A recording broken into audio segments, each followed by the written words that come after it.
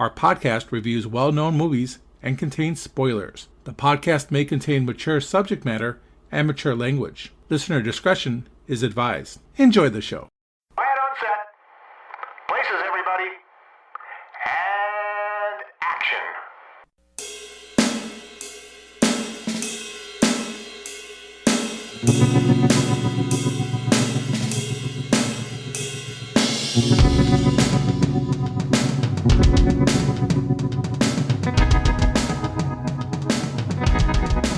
It is time once again for the Hooked on Movies podcast.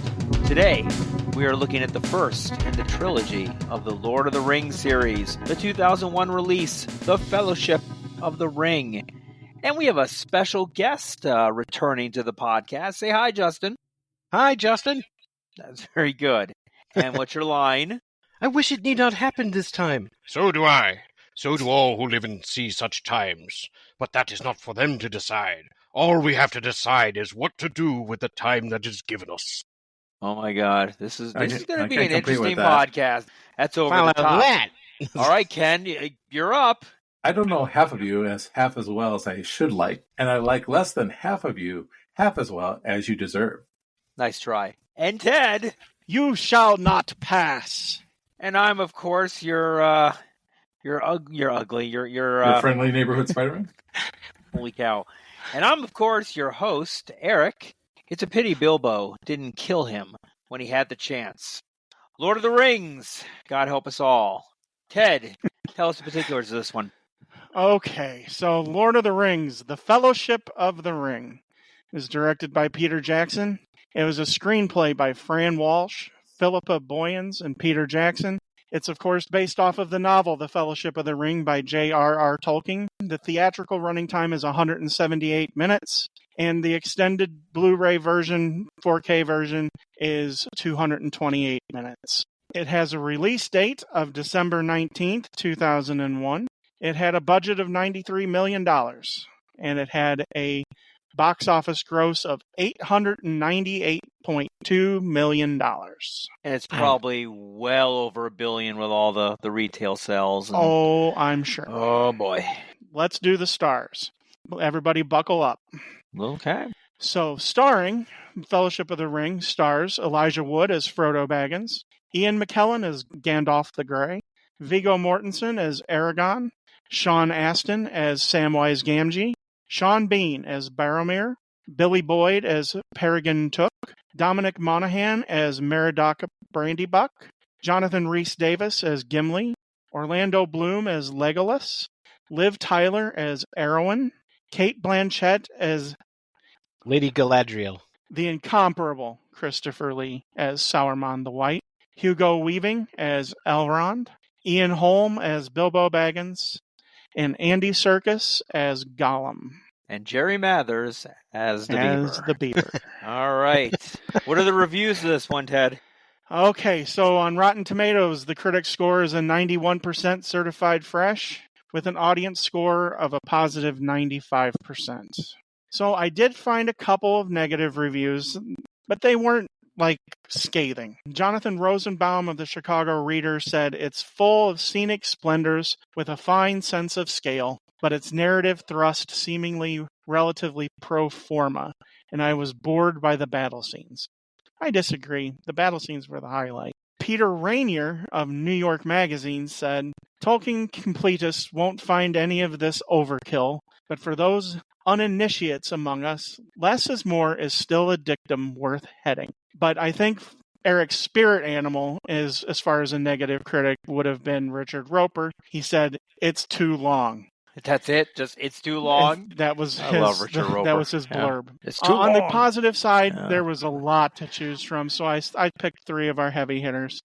Peter Travers from Rolling Stone. "The movie is the real deal. It's a movie epic that pops your eyes out, piles on thrills and fun, and yet stays intimately attuned to character." Michael Wilmington from the Chicago Tribune said, "An extraordinary work, grandly conceived, brilliantly executed, and wildly entertaining." And then, of course, Roger Ebert from the Chicago Sun-Times.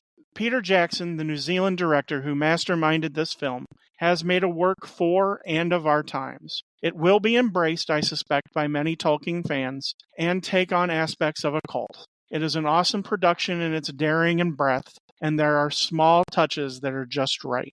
But one interesting thing, real quick, about Roger Ebert's review, he spent a lot of time on his review talking about how he remembered reading the books back in the 70s. He commented a lot about how the book is drastically different than the movie. So that's kind of interesting. But he still gave it a positive review. Have you gentlemen read the book? No. Eric has. And I thought about it for this podcast, but I was like, no. And because of Roger Ebert's review, I don't think I'm going to read the books. Because I don't want to read about hobbits for... Are they drastically different than the movie? There's a huge character that's left out in the very beginning of the movie, so it's not like you could be like, oh, this is the purest, transformation of, from book to page to screen. It's not, but there are some scenes that are like that scene in the beginning where they're underneath the tree and the ring wraith comes out and there's all the bugs and all that. That is like word for word, panel for panel from the book. It gives you chills. You're like, oh my God, that's exactly what it's like. But then there's other things that's like, well, they're missing Tom Bombadil, or Bombadil. It's just, he's not even in there. Well, it is 22 hours for the audio book, and there's 3.5 hours for the movie. So you get to choose which one you want to do. It's like Oppenheimer. I'm going to go out on a limb here, and I'm going to say probably all three of you guys saw this in the theater. Yes, I did. Shocking. At least 3 times. Yep. Saw it in the theater. Oh, wow. And I was thinking cable, but no, I see you in the theater for this one. All right. And for me, I don't know. I saw this thing probably 10, 15 years ago once. Just watched it again recently. That's a fair shake, though, Eric. I mean, if you saw it 15 years ago and you watched it again, even if it was an unpleasant circumstance because you don't like it, that's still pretty fair. What do you mean? Well, think about it. You're doing a review podcast on it, right? And it's like you're reliving that trauma. It's like if you didn't like it. 15 years ago, I did not like them. I put them out of my head, never to see them again. Here we are. We're doing the podcast. I'm like, all right, I am going to watch this movie with a clear conscience, open eyes, open mind. I'm going to just go in. I'm going to watch this. And that's what I did. I would say this, before we went to see this movie initially, we saw the previews, and every time we saw the previews, for whatever reason, me and my friend would laugh. We just thought it was silly, and it was just... Well, ironically enough, the previews at the movie theater is like 38 minutes just for the preview. Yeah. For the previews. So, yeah. It is pretty long, It's where they actually. had credits, too. Right, yeah. Exactly right. Yeah, they charged you an extra admission for it, Admission too. for the preview, yeah. I was thinking about this question the first time I saw it, and it was this movie that I think that caused me to delay watching like Harry Potter and stuff until like recently, because I was just kind of burnt out after 3.5, 4 hours worth of. I have never seen a watching. Harry Potter movie in my life. I'm They're very proud of that. Different.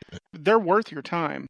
Sure, but they are. I was done with the fantasy, ironically enough. At least that type of fantasy. Right. Yeah. Right. Say this about these movies. It's not the greatest trilogy in movie history.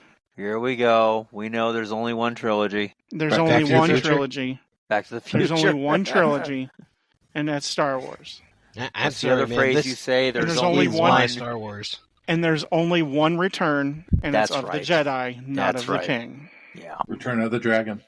I just want to point out, gentlemen, before I lead the charge here, this is my One wedding ring. ring, and it is literally a black orchid speech ring. My wife got this for me. It glows in the dark, so that's my wedding ring. That's Is that awesome. the same style as the ring from this movie?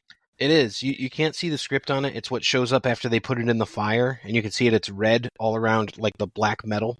Wait a So- second. He just disappeared. What the heck? Wow. I read this book when I was in 4th grade. I went from Lion, the Witch, and the Wardrobe to The Hobbit to directly into Lord of the Rings through Return of the King. I had the maps, the appendices, the unfinished All right, tales. Well, and maybe works, I'll just leave all the that. podcast right now and just let you guys just go to town on it. No, I'm no Stephen Colbert. I'm just saying I really enjoy this world. I will bet you money I will probably prefer you telling me about this movie than the actual movie. Let's kick it off, Ken, the plot, and keep it under 38 minutes. I will do my best. It's going to be a challenge.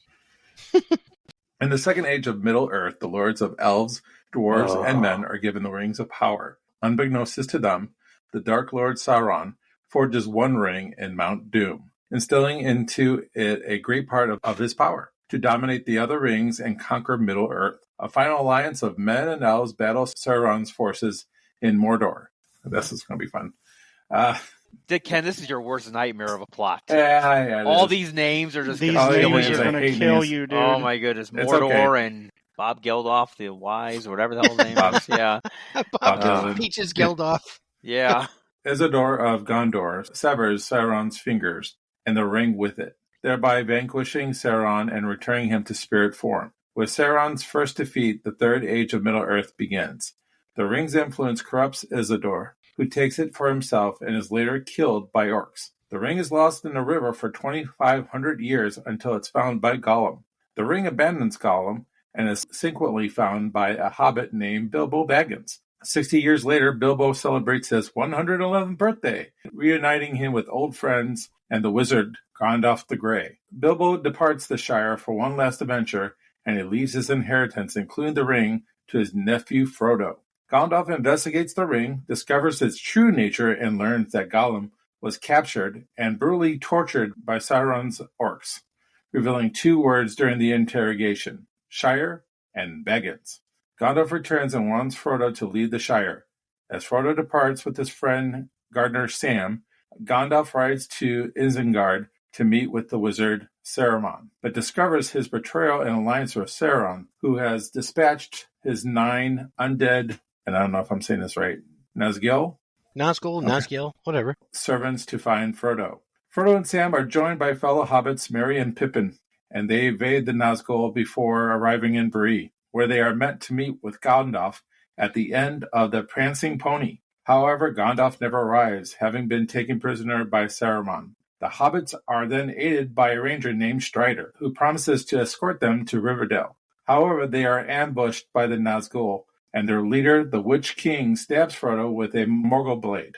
Arwen, an elf and Strider's beloved, locates Strider and rescues Frodo, summoning floodwaters that sweep the Nazgul away. She takes him to Rivendell, where he is healed by the elves. Frodo meets with Gandalf, who escapes Isengard on a great eagle. Arwen's father, Lord Elrond, decides against keeping the ring in Rivendell. He holds a council of elves, men, and dwarves who also attend by Frodo and Gandalf that decides the ring must be destroyed in the fires of Mount Doom. Frodo volunteers to take the ring, accompanied by Gandalf, Sam, Merry, Pippin, Elf, Legolas. He's Legolas. He has no Legos. He's Legolas.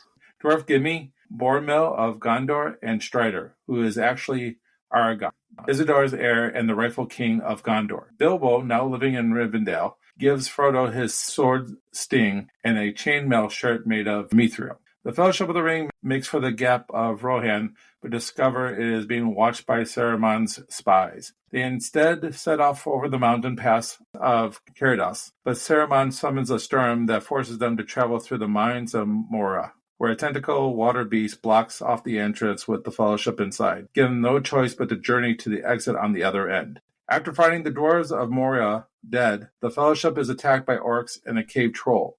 While the others escape, Gandalf fends off the Balrog and casts it into the vast chasm, but the Balrog drags Gandalf down into the darkness with him. The devastated Fellowship reaches Lothlorien, ruled by the Elf Queen Galadriel, who privately informs Frodo that only he can complete the quest and that one of the Fellowship will try to take the ring. She also shows him a vision of the future in which Sauron succeeds in enslaving Middle-earth, including the Shire. Meanwhile, Sauron creates an army of Uruk-hai. Of Uruk-hai and Isengard to find and kill the Fellowship. I should have had you do this, Justin. The Fellowship travels by river to Parth Galen. Frodo wanders off and is confronted by Boromir, who tries to take the ring. Uruk-hai scouts then ambush the Fellowship, attempting to abduct the hobbits. Boromir breaks free of the ring's magic and protects Merry and Pippin, but the Uruk-hai leader mortally wounds Boromir as they abduct the hobbits. Aragorn arrives and kills Lutz before confronting Boromir as he dies. Fearing the ring will corrupt his friends, Frodo decides to travel to Mordor alone, but allows Sam to come along, recalling his promise to Gandalf to look after him. Frodo and Sam make their way down to the mountain pass on their way to Mordor. The end. Guys, was this your favorite Sean Bean death scene? You know how he dies in every movie, pretty much, with the No. exception. Is he the guy? Is he the guy that took the 3 arrows in the chest? Yes. Yeah. Yeah, that's pretty Game good. of Thrones. It's the same thing, same era. Game of Thrones is awesome. It's much better than Lord of the Rings. No, this is probably the best death scene for me. I like it because he gets super pale and all that, and he's like, I tried to take the ring. You know, it's like, He lasts for a long time. yes, he does. kind of like Ken's plot. So it's now time for the reviews, isn't it, Eric? Apparently, it is time for the reviews. Yes, please. Wow. Well, wait a minute. We haven't even talked about this. Like, there's a lot of stuff that you can I'll digest. kick it off. No. Here's the thing. I love the story. There are parts watching it on film that are not interminable, but very lengthy. The whole beginning sequence of the party and everything like that, there's so much that could have been cut out to make it tighter.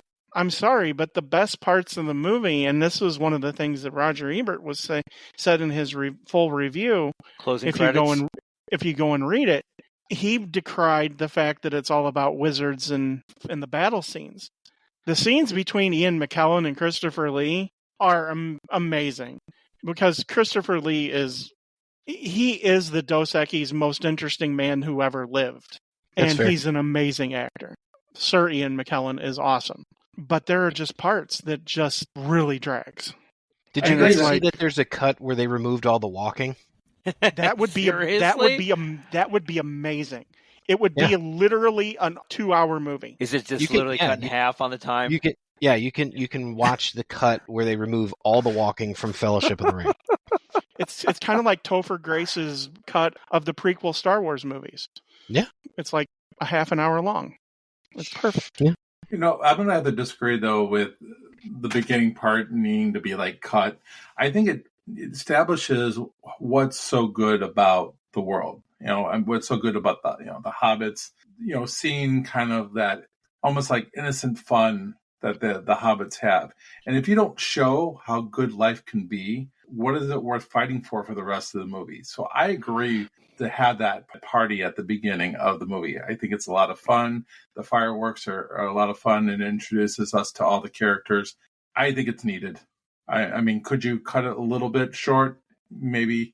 But I think you really do need that scene. Justin, what do hobbits do?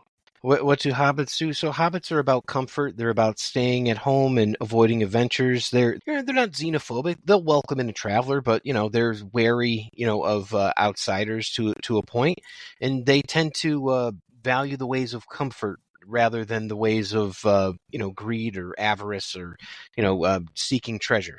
And basically they were based on English. On the English, because if you look at this and dissect it, it's like, okay, this is like the English are the hobbits, and maybe Norwegians would be the elves, and the Germans at the time would be the Uruk-hai, and anything like that. Because this was post World War II. Some of us here are German. Hey, I understand. I'm just saying that this is based on a writer who experienced German. war. I know a little German. Yes, he's sitting over there. None of us are German. We're all American. Let's move on. Yeah. But they're about comfort. They're about like the luxuries of having things like a full larder, or candles and books and things like that. And smoking the weed. That is very true. They do like that long bottom leaf. Yes, they like to eat. They are in full cohort with Willie Nelson and Snoop Dogg. Yeah, the Hobbit gummies. Yeah. Yes. I was just going to mention about the world building aspect of this. The thing that this movie does right and sets the precedent for is every detail that they made of the houses, of the set pieces, of the weapons, the armor, the costumes, and all that. If you take everything else out of this, you could have had like different actors or anything else like that, but it's like that piece was so true to form for everything and just really enhanced all the realism in this film. So yes, the walking is terrible. And this early 2001 or late 2001 CGI, the Watcher in the water, oh my God. Like you watch that in high definition, I'm like, oh man, That is something. You know? And it's something interesting because I think the CGI for the most part holds up very well, but there are parts. Yeah. First of all, nobody can argue that this is a beautiful looking movie. Oh, the cinematography is amazing. New Zealand I can't argue with that. Yeah, New Zealand's beautiful. We're redoing Maverick right now, and we're talking about the soundtrack by Clint Black. What? No. No. The soundtrack for me, like when I got to the end of the movie, the soundtrack sounded like I was watching the Titanic again. I felt like Howard Shore and Dion. Come on, it is Howard Shore. Oh, it's so good. And his all nurse band. Was Titanic Hans Zimmer or was it Howard Shore? I like the music in this movie. I think the music in this movie is really good as well. I think it's good. The orchestrations are amazing. It's good, but for me, at times it sounded like I was watching Titanic. If it was Howard Shore, this probably would have been the next movie he did, right after that. So, I mean, you get some of that influence into this. And with Titanic, you have that European flair as well, with the flutes and all of that. And that's the sound of Hobbiton, dulcimer flute and all that. This is Howard Shore for this, right? Yes. Are we asking about Titanic? Titanic, was it Hans Zimmer or was it Howard Shore? It wasn't John Williams. No. Yeah, right. Was it John Williams? Dun, dun, dun, dun, crash your ship. 50-50 shot. Yeah. You have a real Enya vibe. From some of the individual music, but the orchestrations and the chorale music that they do I think is just amazing.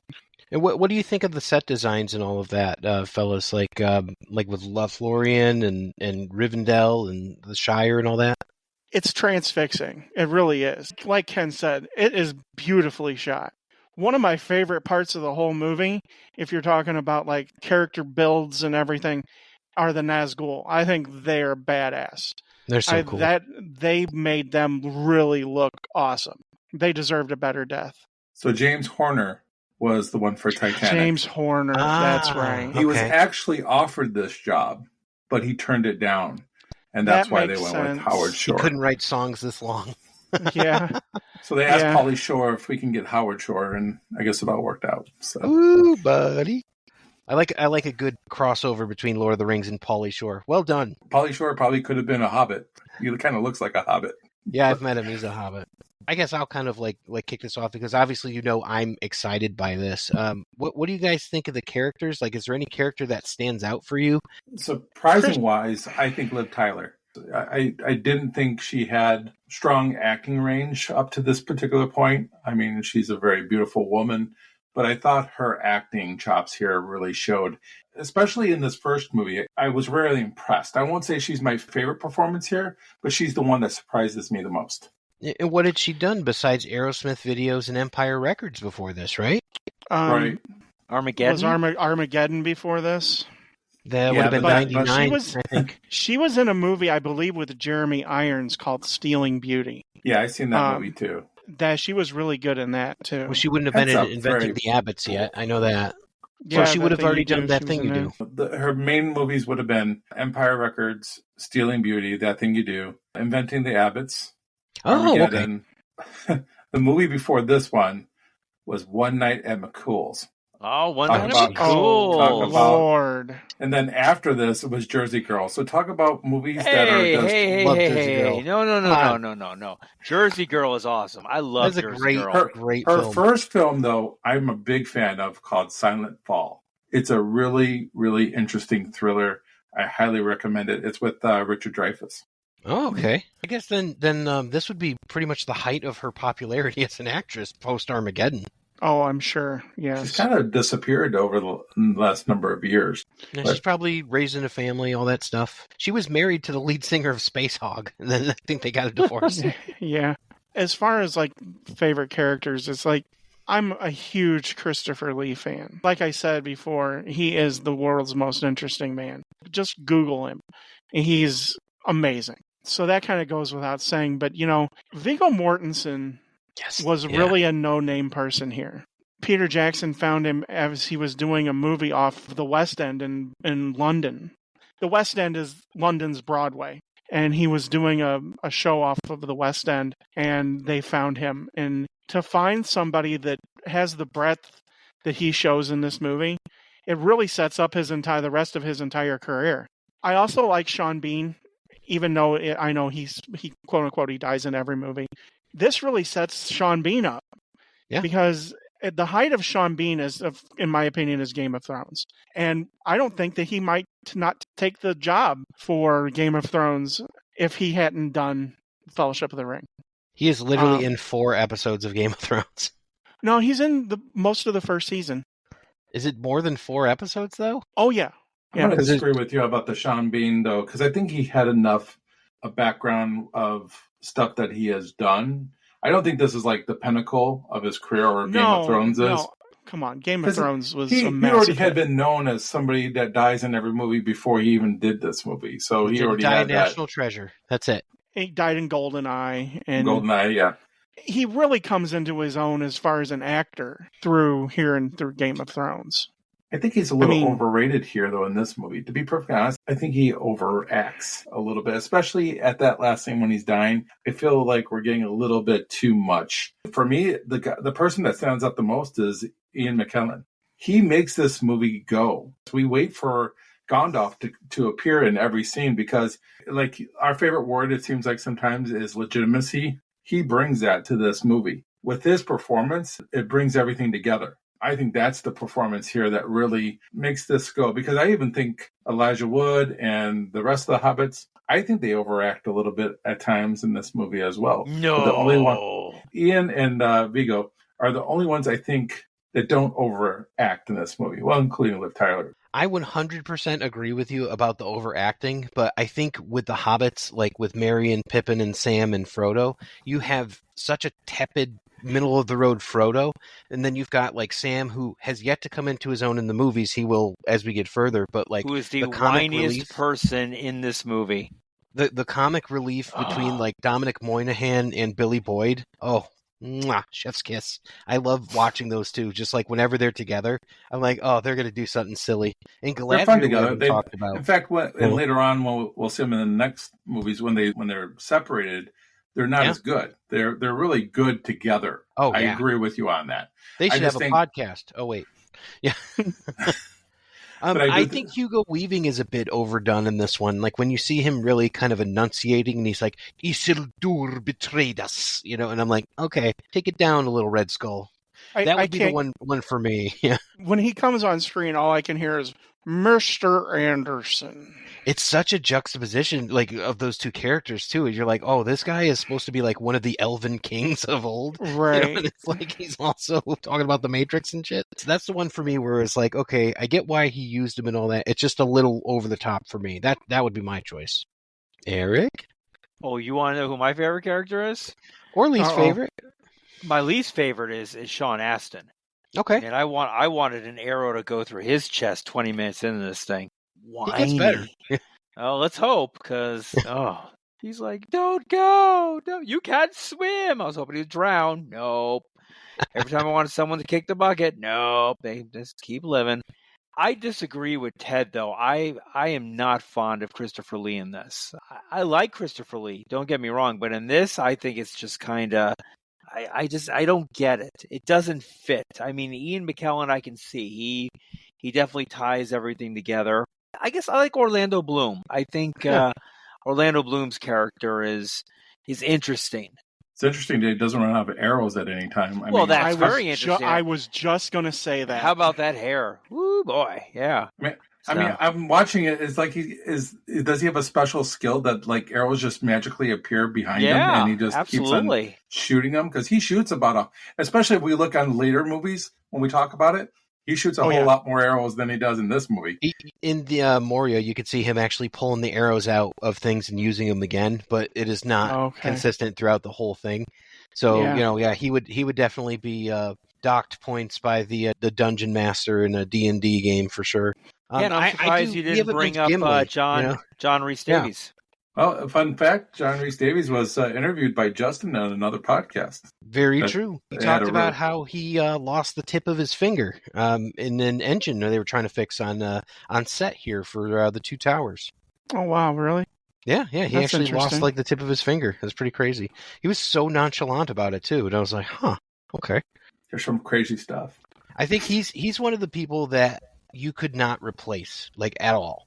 in this film just because of what he adds and brings to it. The idea that it's like he's just this little rough and tumble person with that big voice behind it. And I enjoy his performance so much. I like him more as we get into the other movies. I think this one, I'm not saying that it's phoned in, but I don't think he's given a lot to work with. I mean, we do get into his people, and he's freaking out. I think he over freaks out a little bit. And I'm wondering when this all happened as far as all the dwarves being killed off, because it seems like he has no idea. And wait a second, doesn't he know this place like the back of his hand? How come he doesn't know which way to go? They're also long-lived. They don't show up in like they're like, oh, I haven't been here in 5 years. It's like, oh, I haven't been here in 90 years. Like that's what it's like, because they're also long-lived. Dwarves could be like 500 years old, and elves could be thousands of years old, like Elrond and Galadriel. So he hadn't been there. He was just, I always wondered what happened to my cousin Balin. And Balin was one of the original 13 dwarves, or 12 dwarves, I should say, from The Hobbit. So that's where it ties through. And Gimli, his father was one of those. So, it ties back to the original book. So he's kind of a second generation, just like Frodo, and just like Aragorn and Boromir and all them. I think that's why you need to read the book or watch the Hobbit movies, which I haven't been able to get through all three of them yet. I will say it's funny because a lot of people who have read this book, like I would say the majority of people who have read these books, are not angry at these movies, which is very different than Star Wars fans who are angry about so much. About everything, yeah. Yeah. Like that wasn't the color of his lightsaber. I don't like fellow Star Wars fans, so I know. They become whiny little complainers, so. We all know the best Star Wars is Caravan of Courage. No, I'm just kidding. It's the Christmas special. Oh yeah, Happy Life Day. The Christmas special rocks. I think it's when Arthur, outstanding. I think it's when Mark Hamill shows up on the Muppet Show. That is, Pigs in Space. Yep.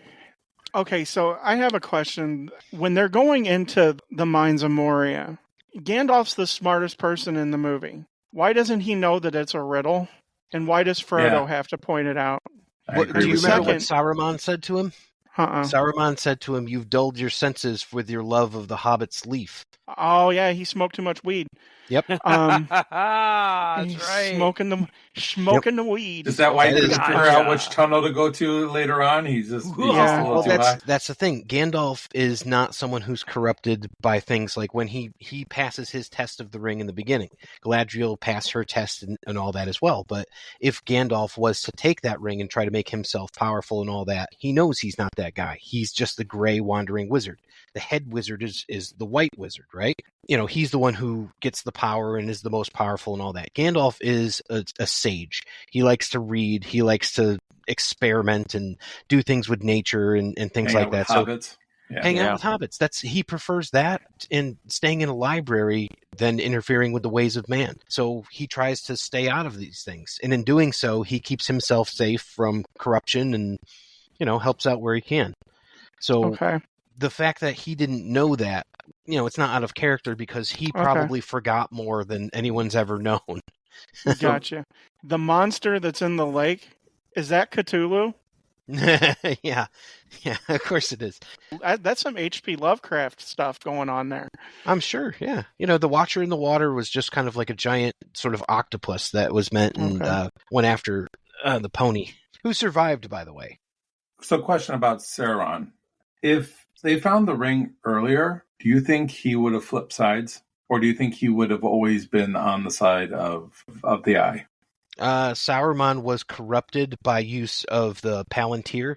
You guys ever see those jokes, those memes about like pondering the orb? So no. The Palantir is basically like a crystal ball that allows you to see things, like the Wicked Witch of the West had one. So in looking through the Palantir, and Sauron was alive, you could see the glowing eye and all that. He invaded his mind and corrupted it with promises of power and of being, the right hand to the master and all that. That's what inevitably got him. Right, and Gandalf, when he was there, realized and tried to cover it up, but he accidentally touched it, so he saw the eye for like 1 brief second. But there he should have realized that his friend here, not a good guy. He goes to one door and then he goes to the next door. I mean, I'm sorry, but once one door closes on you automatically, I think that your friend's trying to keep you from getting out. So I think that was a little this is your overkill. Willie Nelson wizard, right? Again, your Willie Nelson wizard who's kind of like, oh man, Dave's not here. Oh crap, So that's the thing. He was never sharp because he didn't have to be, and he was just trusting. So basically, he's like your Jeff Lebowski sort of character who's looking to get his rug. Spicoli the wizard. It's funny because they talk about Spicoli and they say like that he was actually a genius and actually had like the sage wisdom about him. I can see that aspect of Gandalf. And he's like, No shirt, whoa, no shoes, bummer. no dice. Yeah. I like to consider him closer to was it Brody from Point Break? I really do like most of the characters and actors. If I had to choose a least favorite, I can see the complaints with Sean Bean. Some of his acting is a little bit overdone, but overall I like the character a lot, and I wouldn't change him out for anybody else really. Because when I was going through some stuff that I was reading, it's like, as far as Aragorn goes, they wanted Daniel Day-Lewis. I don't know if this is a Daniel Day-Lewis role. He would make it too big. I kind of agree with Eric a little bit, because I even think Elijah Wood does a good job in places. I mean, I really get that he's crying in certain places, but Elijah Wood and Sean Astin kind of get on my nerves a little bit. I could see that in this one, and there's a lot of that in the character, but the character is that guy. The color commentary by Merry Pippin, and then like eventually when you see like the transformation that Samwise has into the hero of that he becomes, everybody has this arc, and we're just at the beginning of it. I do find it interesting that Frodo, for a guy who is entrusted with the ring and told not to put it on, puts it on a lot. It almost seems like almost every chance he can get, he's putting on this ring and making these kings find him. It seems like, though, when he does it, he has to do it. It's not like he's doing it just to see what it feels like to put the ring on. I mean, there's actual reasons, and it actually, he risks his life the first time he does it because the Nazgul almost get him. If Strider or Aragorn hadn't taken them to a different Rivendell. Yeah. I think it's interesting enough, though, that he's like the one who shows resistance to the ring, but throughout the whole film, everybody's showing resistance to the ring. Gandalf the Grey showing resistance to the ring. Aragorn showing resistance to the ring. Kate Blanchett, I don't know the name of her character. She shows resistance to the ring. Everybody seems here. Yes, she does. She denies. No, she denies doesn't. it. She turns into that negative thing. But she turns. Yeah, she shows what will happen but she shows how it would corrupt her. Yeah, because it's offered to her freely. Yeah, I disagree with you big time there. No, every person here realizes that they're being corrupted by the ring. Even Gandalf knows that he won't touch it. He wouldn't even touch it with his hand. But I'm just saying that he's offering this ring to other people and they won't take it. I'm just saying for somebody who... He knew what was going to happen from the beginning that he got there. He knew what was going to happen. I'm just saying that's why he makes that look about Frodo, because, he knew that was going to be the outcome, because he was the only person that could bear the burden. I'm just saying most people are supposed to have a strong desire for that ring, that they can't resist it. And it seems like a lot of people are able to resist at least taking the ring. Well, but isn't that kind of Gimli, because he'd smashed his axe? But isn't that kind of like normal human beings? Everybody's resistance is a little bit different. That's fair. I mean, because like Aragorn is like, he's a true hero. I mean, having him be immediately corrupted the moment he sees the ring is kind of defeating his arc as a character. Boromir is the only one that actually tries to get the ring out of the whole group. Just one person. Well, because this ring cursed Aragorn's line. Yeah, and Boromir also we come to find out in the later movies that he's seen the horror that Gondor has gone through outside of Mordor. They're under constant attack. Yep. Yeah, it makes sense that he would be more easily corrupted by power that the ring wields. I mean, Gimli could possibly want the ring after he sees what it does to, all his people have been killed. He probably should be like, give me that ring. I'm ready to take these people on. I guess I understand what you're saying about that they can resist it because they know the power of it and they know they're educated well on its corruption. I just would like to see a little bit more of people trying to get that ring. Oh, read the book. That's the thing. Outside of the opposition, I wanted this movie is about him not trusting people within his group, feeling like everybody in his group is going to try to take that ring from him. But really only one person out of the whole group tries to do that. And he tries to flee the group because I needed to see a little bit more. More of that happening. He has the ring, right? Aragorn knows the ring is bad news already. So Merry and Pippin and Sam don't want the ring because it's their friend's ring, and they already know that bad things happen. The ring is calling the Nazgul, right? They don't want any part of that, which is fine. So that takes them off. This ring decimated an axe of Gimli. With the elves, Legolas is like blood brothers with Aragorn, so he's going to do whatever Aragorn needs. So he would never, sacrifice his pride, to take something that he has no use for. So really the only person who has that flaw is Boromir. You have to have that sort of light and darkness difference from two people who are from the same place of Gondor, because Aragorn is the heir to Gondor, and the steward's son is Boromir. They're the same background. They're both nobility. One can resist this ring, and he's going to go on to be in the third movie, and we know what that is. Then the other one, he's the one that makes that fatal mistake of trying to take the ring. So not everyone's trying to take it. It's just Boromir. Frodo thinks that everybody's going to try to take it from him. Well, Bilbo's trying to take it from him for sure. Actually, that's one of my favorite scenes is Bilbo trying to take it and his face changing. Yes. I love that scene. That's one of my favorite. When they're in Rivendell, I really enjoy that part of the movie. I know it slows everything down. They have to discuss what they're going to do with the ring and everything. But I just love the scenery there. It's very beautiful. Gorgeous. And like you are talking about how long this is, but to be honest, for a 3.5 hour movie, pretty quickly for 3.5 hours. Does it feel like a long movie? Yes. I think it actually has good pacing, in my opinion. I don't disagree with what you're saying. I'm just saying that there are things that could have made it tighter. There's just a lot.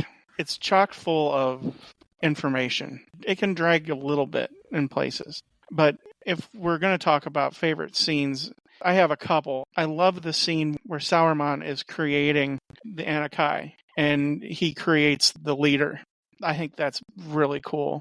I like the battle between Gandalf and the Balrog. The whole thing in Moria, I think, is really fascinating. Yeah.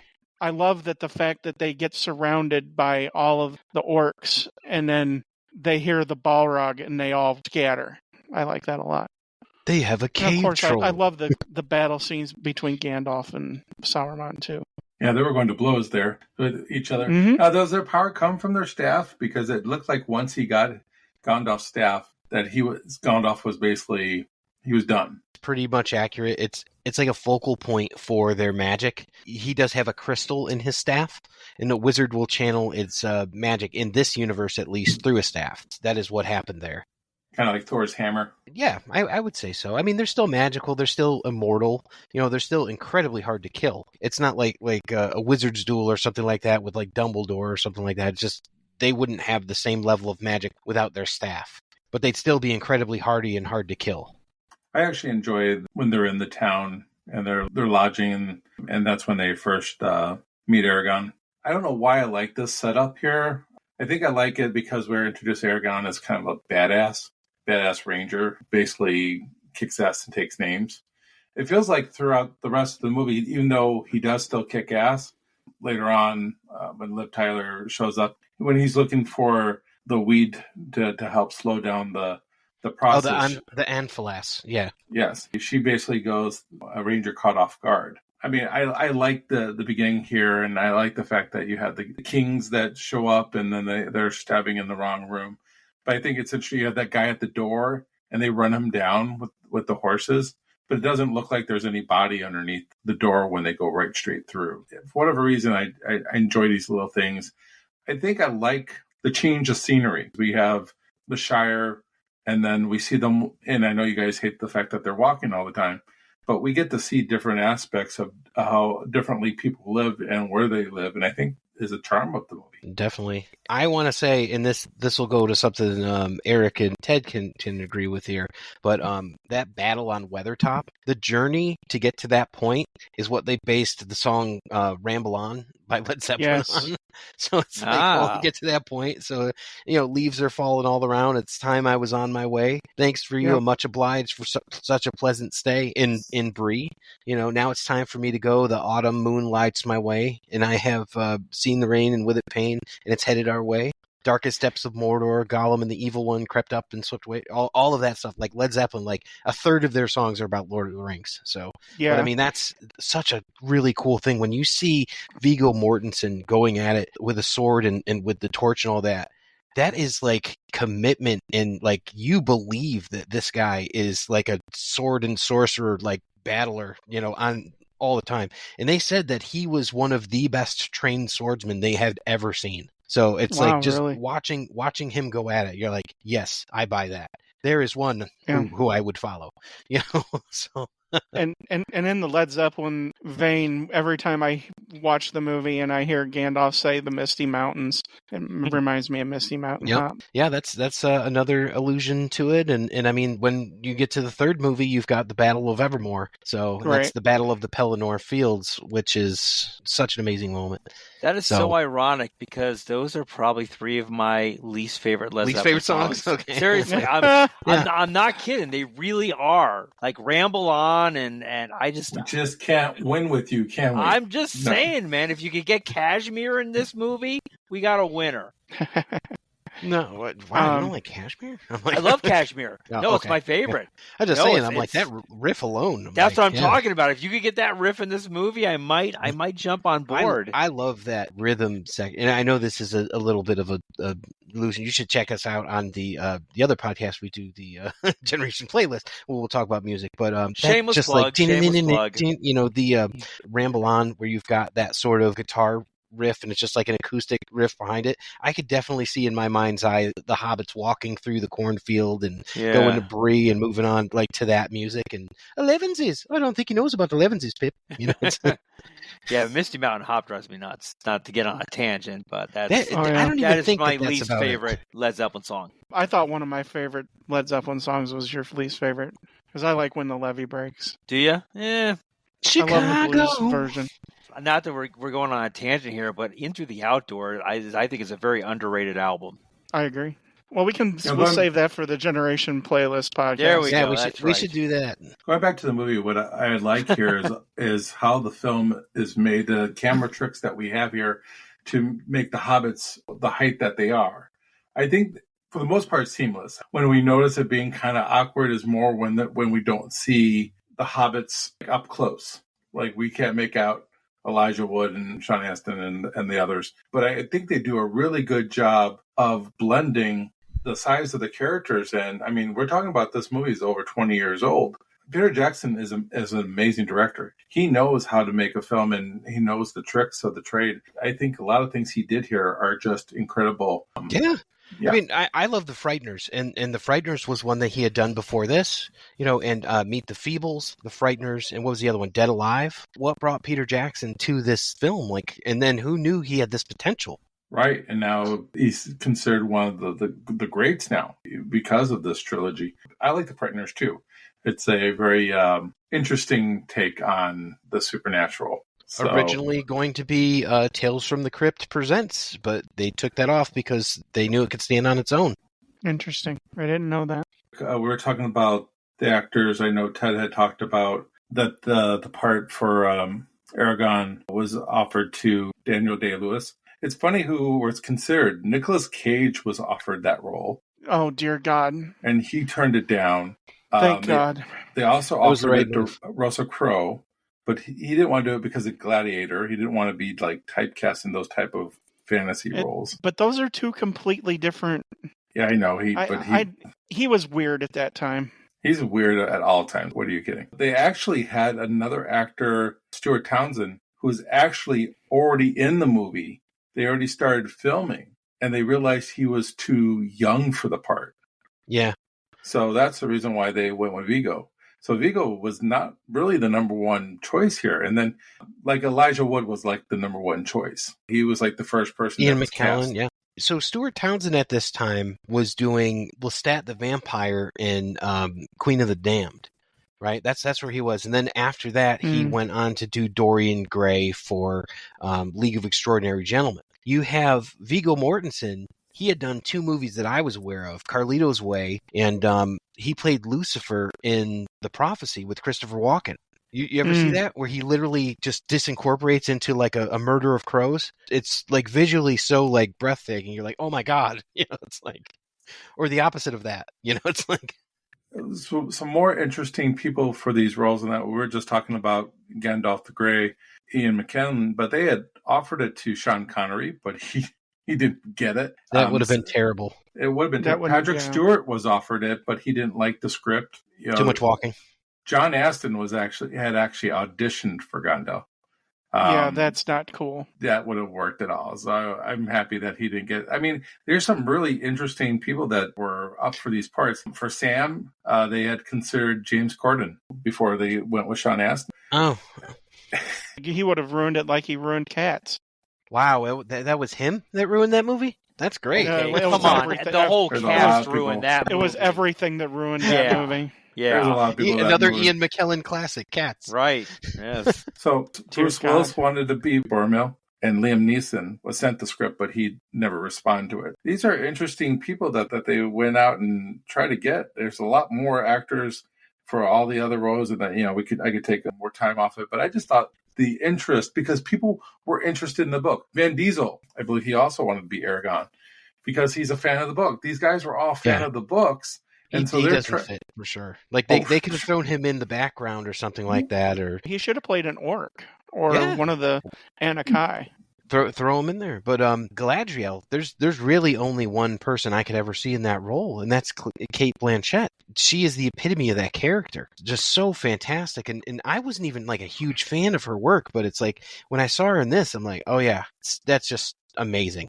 To me, outside of Meryl Streep, I think she is second best, if not top 3 actresses in the last 30 years. Yeah, I'm biased. Yeah. I could have seen Nicole Kidman. So I don't see Nicole Kidman, but they also considered Lucy Lawless. Lawless, yeah, for this role as well.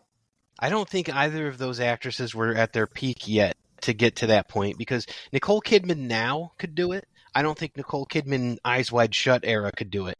I think she still needed to do some growth, and you've got that with, like, I don't know, Dogtown, and what was the other one she was in? Who's Afraid of Virginia Woolf? Like that, Nicole Kidman hadn't really progressed, because you've got like Far and Away, and how about Batman Forever? Yeah, Dead Calm one. to Die For. Yep, all these ones. The Peacemaker. That was like the movie she made before this. So it's like, we weren't there yet with her. Lucy Lawless would have been an interesting pick, though, think because she's great. Because she was playing Xena, Princess Warrior. So she kind of was in that already fantasy realm. So she probably would have been able to kind of fit. And you see her in Spartacus, a couple of years after this, when Spartacus comes out, and you're like, oh, wow, this girl can act. Like, this is really good. Like, she's showing some real pathos here. Again, I don't think that they were at that point yet. They hadn't gotten to the point where they're like, oh, Cate Blanchett, They would have had to have changed too much about Lucy Lawless, because she's got like black hair and Galadriel doesn't. Well, just slap a wig on her and I think you're okay there. There's a lot of wigs in this movie. There's a lot. Yeah, there's a lot. Let me talk about one of my favorite trilogies. Obviously, if I was to put one trilogy at the top, I would put Back to the Future. I'm just saying. But this was a lot of fun to rewatch. Heresy. It's the most original film that's ever been made.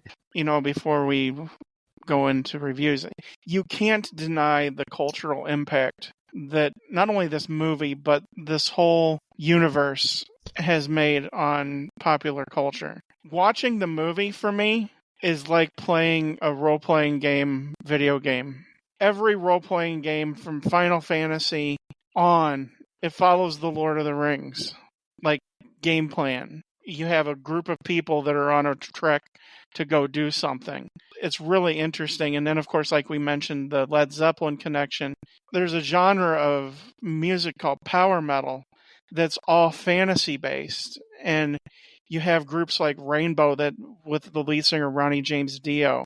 And a lot of that's influenced by Lord of the Rings and the fantasy realm. And then, of course, Dungeons and Dragons. Without Lord of the Rings, is there Dungeons and Dragons? Probably I mean, not for a while. I mean, it could have happened.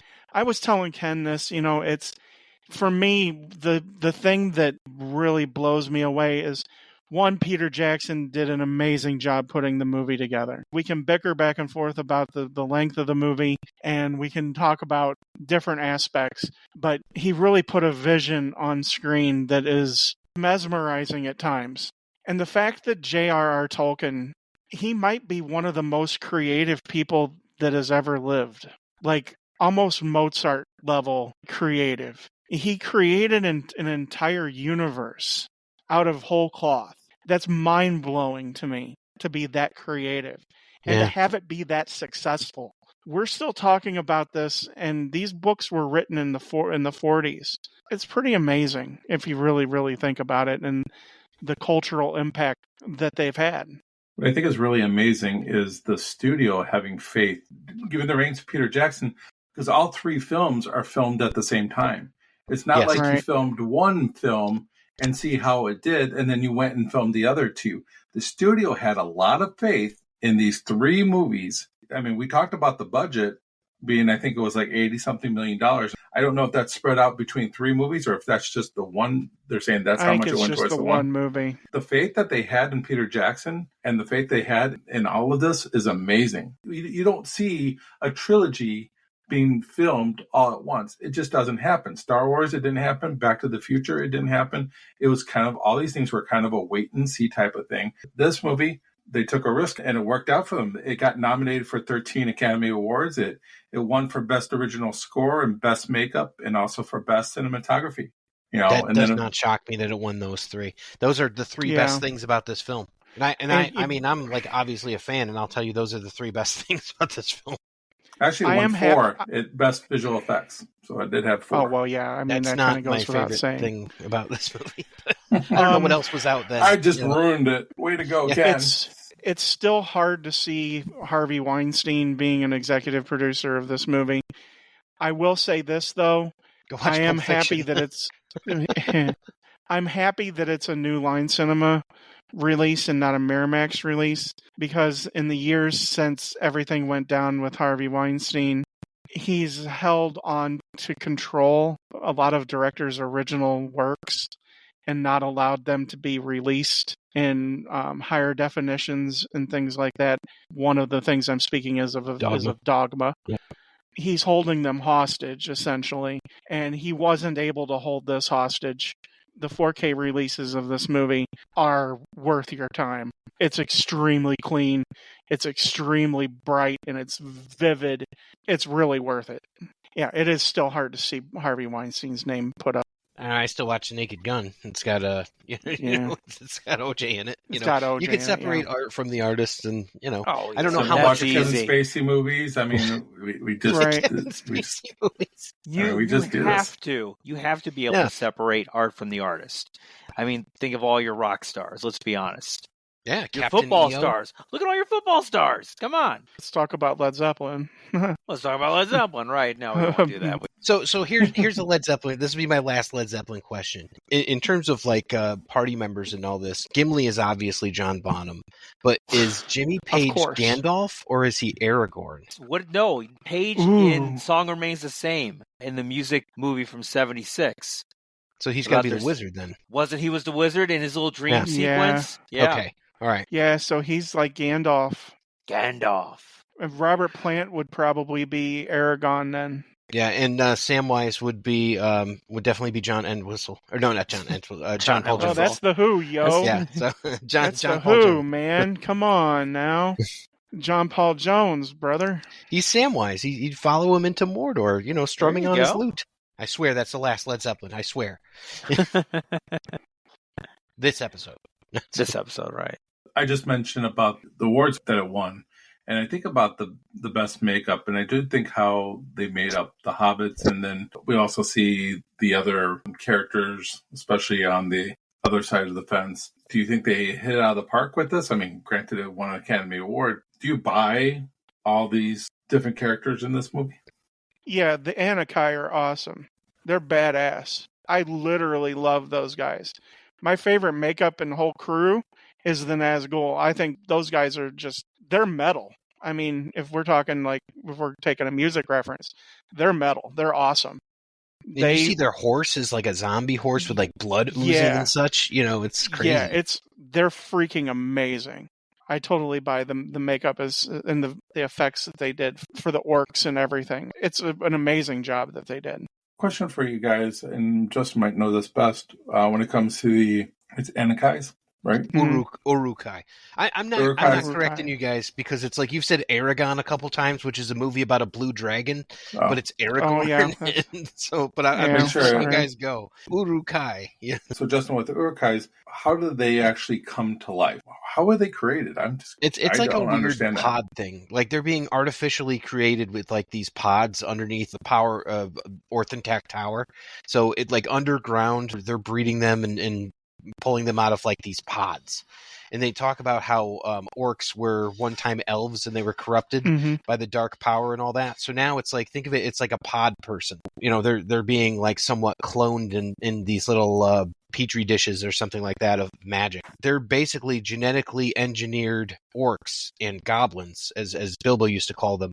So when you see the little goblins in Moria, and they're all like climbing up on stuff and all that, that's different than the Urukai, who are like, oh, wow, that guy's like 7 feet tall and he's like really formidable. Yeah. Well, the Urukai then, they can run during the day too. Oh, yeah. So yeah. The orcs can't, is what Sauron says. And that's one of the best Christopher Lee scenes, is he chews the scenery there. Lovely when he's telling the leader of the Uruk-hai that they were elves at one time and everything like that. I love that white hand, where they take the... it's badass. So cool. So cool. My biggest problem with this movie is what I have a problem with a lot of movies is you got 3 real fighters in the Fellowship, right? And then you got the Hobbits. You have 5 real fighters. 5 Aragorn, real fighters. Boromir, 4, right? 4 real fighters. Because 4 you've got real fighters. Gimli, Legolas, Aragorn, and Boromir. Those are the 4. The rest, no. And then you have a wizard, and then you have 4 the Hobbits. And somehow the Hobbits are able to defeat a bunch of these trained killers. I always have a problem where you have, it's like 8 or 9 against 200 people, and somehow the 8 or 9 wins. That's my biggest problem with when I see these movies, is believing that the Hobbits already know how to sword fight after one lesson that they learned earlier in the movie. Sam is the only one because he has like unbridled courage. It's one of those things. He's going to be that person to protect. Like that's his archetype and all that. So he's fighting people with whatever means he has, which like you see him in the beginning in the inn, he's going after Aragorn and he's like, I'll have you on shanks. And he's like, very good, Mr. Hobbit. And then he's fighting with, whatever he has. He's got his frying pan, a la Tangled. He's the only one that's actually doing anything. Merry and Pippin are causing hijinks and all that and trying to save Frodo, and Frodo is just, he can't do anything. So Sam's really the only one that picks it up. I'll say that in this one. But yeah, they are not skilled fighters by any means. Yeah.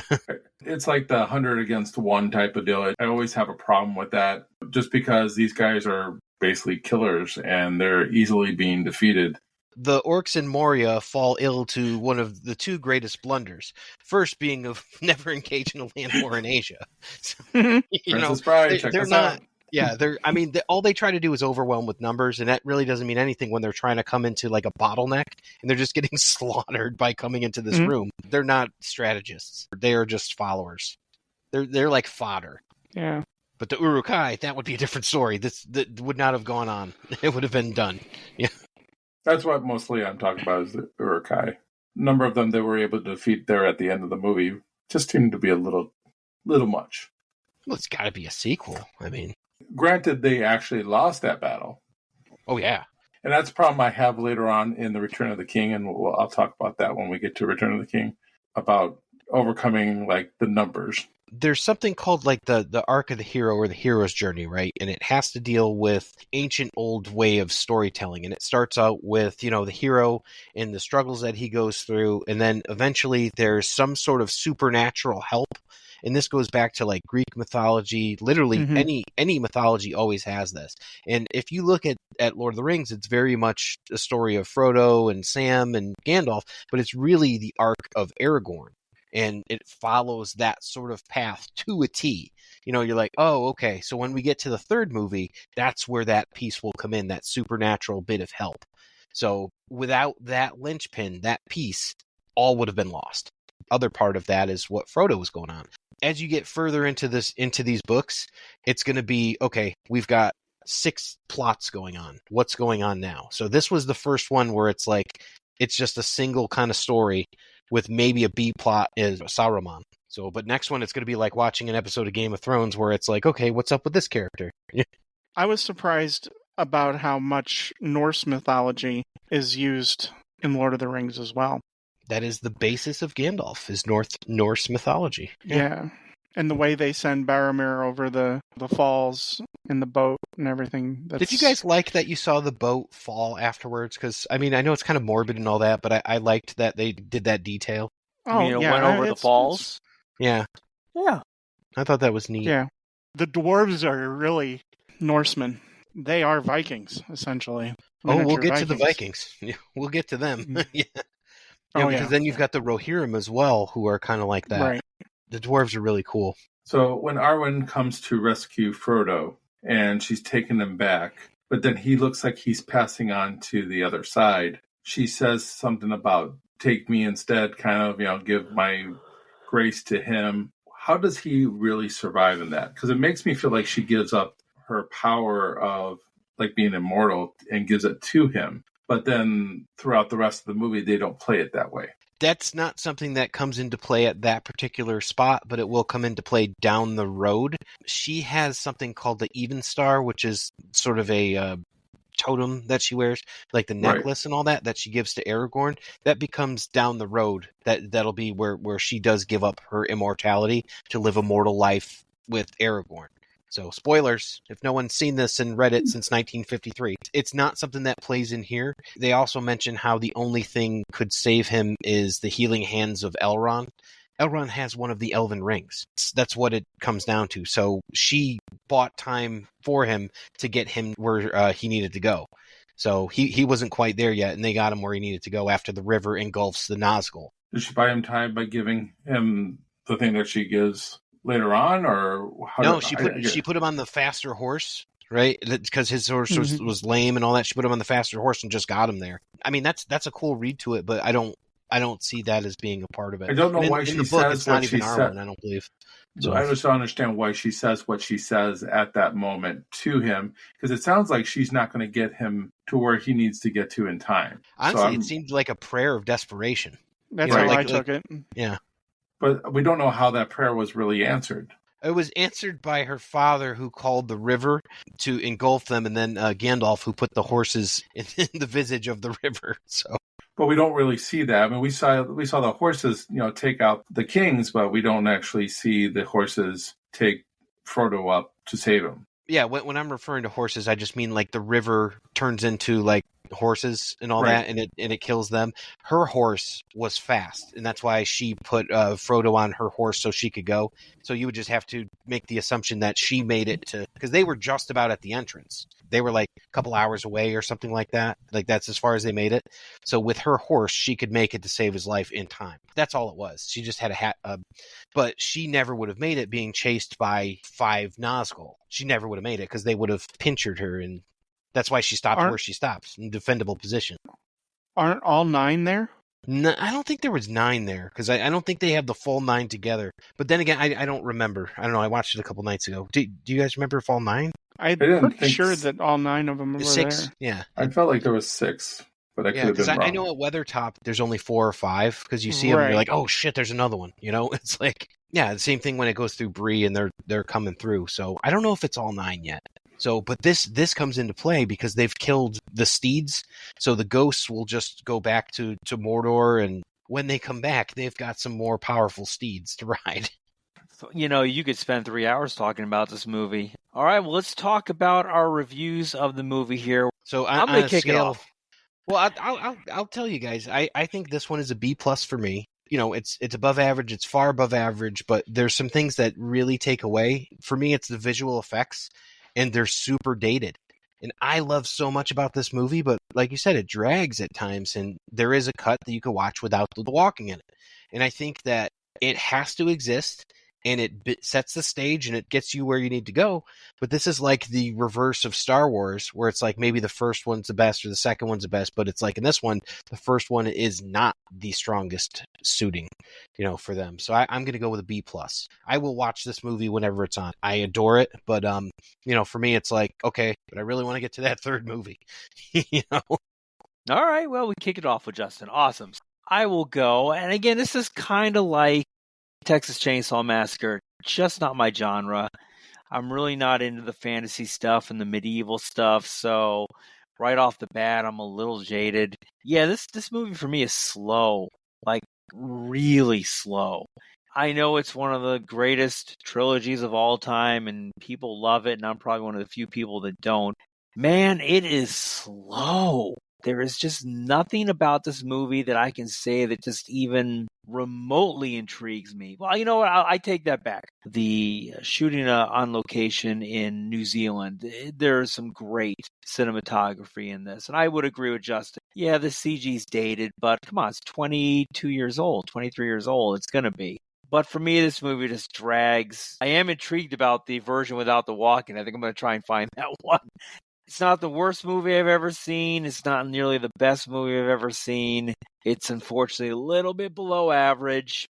It's a D+ for me. What are your thoughts, Ken? Well, I kind of really disagree with you, Eric, because of course you do. I don't think it's as slow as you peg it to be. There's a lot of action scenes, especially when we get out of like the Shire and we're actually on the actual quest itself. Okay, well, I'm going to use my phrase that I use in all my movies. I think we all know the phrase is. Anyone? Hardcore nudity. Hardcore nudity couldn't help this movie. That's right. All right, thank you. I thought he was going to say tasteful side boob, but okay. It'll take more than that. The one thing I will agree with you is cinematography is beautifully shot. I mean, this might be one of the best shot movies I've ever seen. And I do think, for the most part, for CGI, holds up pretty good. I mean, compared to like the Star Wars prequels, this holds up so much better. Oh, those are than, bad. Let's say, Attack of the Clones. I mean, and it's the same year, or maybe 2 years after. For me, I think it holds up. There's a couple of scenes where I'm like, yeah, that doesn't look as good as it probably could look now. But for the most part, I think they do get away with it. I'm going to disagree about the CGI. I think it's still pretty good especially for being over 20 years old. I think the performances for the most part are solid. The acting is really great. I actually, as I said earlier, I think the pacing is pretty decent. I think especially for a first film, when you have a trilogy planned out, you need to show why it's important to protect what you're protecting. The Shire is everything that's great about life, with family and friends and having a good time. I mean, you got the hobbits for that. They just seem to enjoy life. And then that life is threatened. And I think you need to show that. So I do think it kind of starts off slow in the Shire. Could probably trim out some of the walking for sure and speed up this movie and maybe save at least a half an hour off this movie. If we shave off a half an hour of this movie, I think it would be more perfect. As far as a grade for me, it's a solid B. It's a movie that I don't watch that often because you do have to give up 3.5 hours if you're just watching the original version, and then I think over 4 hours if you're trying to watch the extended version. To be honest with you, at my age, I just don't have the time to do that anymore. I need to invest myself into some other movies. It's not a movie I really will go back to very often, but once in a while, I think I will. And I think that's why I still settle on a B. All right. What are your thoughts, Ted? This movie, it doesn't frustrate me, but there are so many things that I really like, and it's hard because I want to get to them faster, and that kind of puts me in a weird place. It's like, I know this is coming up, and I want to get to it. Come on, get to the part that I like. We've all commented about the cinematography here. It's a beautiful movie. It's one of the most stunning movies shot in real life. I mean, outside of the green screen stuff, it's just absolutely stunning. The performances here are great. I like the actors. the movie does what it's supposed to do. It sets up everything else. So I find myself a little bit torn because the parts that drag, they kind of get on my nerves a little bit. And that shouldn't really shade my final grade. But I enjoy this movie. It's just one that, because it's so long, it's like, holy smokes. Whereas I can watch Star Wars and, Empire Strikes Back and Return of the Jedi in one sitting. It's 6 hours long. This movie's 4 hours long if I watch the extended version. It's hard because after watching Fellowship of the Ring, my desire then is to watch The Two Towers. It's like, I can't because it's so long. It's prohibitive. That kind of gets me as well. But as far as a movie goes, it's entertaining. If you haven't seen the movie, get it and watch it. It's worth your time. It is fun. The story is amazing. Just 4 hours long if you're watching the extended cut, which I did. My final grade for the movie is going to probably be, like Ken, is going to be a B. Because there is one of the three movies that I like a lot better than the other two. It's a fun ride. It really is. It's just long. I think that is definitely something that has been a criticism of folks with this, is that it is so long. And if you're not into it, and some people complained about like the Marvel movies and having to know the lore going into that. This kind of kicks that off. Fans like myself, it's like, I read this when I was 11 years old and I was so excited to see it. I'm still so excited now. And I'm like, oh, that's like this. I don't remember every aspect of the books because I haven't gone back and reread them. Probably should have during COVID, but it's just also kind of an event, like when you watch this. Like it used to be on like around Easter time or something like that on TNT, and they had the extended versions on TNT, and you can watch that. So it's one of those things. Like also with Harry Potter, like the epic style of movies where it's like, okay, you can be part of this universe and take it from soup to nuts all the way through. And like that scope is what's also really fun of it. But to a detriment, looking at this through a microscope, you're like, yeah, that's a long ass movie about walking. I can't argue with that. A question on the TNT: is it the extended edited version? Because I'm kind of curious if TNT also edits it and extends it at the same time. I don't know. I mean, that's a good question, but I mean, if they edit it for time. So right. that's all it would be. They just wouldn't funny edit to extend it, just to cut out scenes. Here's one of the thing about the extended cut is there's extended credits, and they include the credits into the extended cut time. The 228 minutes that I mentioned in the particulars at the beginning of the movie, I think 25 minutes of it is credits. Wow. So yeah, and there's no end scene, so there's no reason to watch those credits, right, in this one. No Skeletor popping up out of the water, Yeah, there's absolutely no reason to watch the credits. When are we doing Masters of the Universe? Never. No Frank Langella. Come on. Now we got to get Eric on board for Harry Potter first before we Dolph Lundgren, baby. Good. You've ruined it for me. Why making me watch this again? I'm just going to tell you, you guys can shit on Eric's choices all you want, but I'm just going to say this. I enjoyed the hell out of that Sidney Pollack series that he did because I learned a lot. Shit on my choices? Stuff. Really? What? Kind of. I'm just trying to understand why one of our biggest listens is Jeremiah Johnson. That's my only problem. It's Justin. Everybody every week. That. Everybody loves that episode. You're going to have to get over it. 3 Days of the Condor. No one even knew who it was, right? Jeremiah Johnson as Wolverine. I have no reason to watch the movie the way we were because I listened to your podcast and now I know all about it. Yeah. It is a good movie, though. It's fun. Sure. You know what? If we all agreed and all loved the movies, why it wouldn't be fun? Exactly. You got to have like a point counterpoint when you're doing this sometimes. Yeah. So, and this is the perfect one. We have Justin, who worships at the throne of Lord of the Rings. I'll accept that. That's fine. I think, well, trust me, listening to you worship at the throne. Mm-hmm. You mentioned Back to the Future, and that would be a fun trilogy to do if you're really into that one. Yeah. That's a great one. Yeah. Got some options out there. All right. Well, this has been fun. I hope everyone's enjoyed it, and I'm sure everyone out there has watched this movie, because if you haven't, you've been living under a rock for 20 years. Ted, tell us where they can find us on the World Wide Web out there. We can be found on X, whatever Elon's calling it at this time.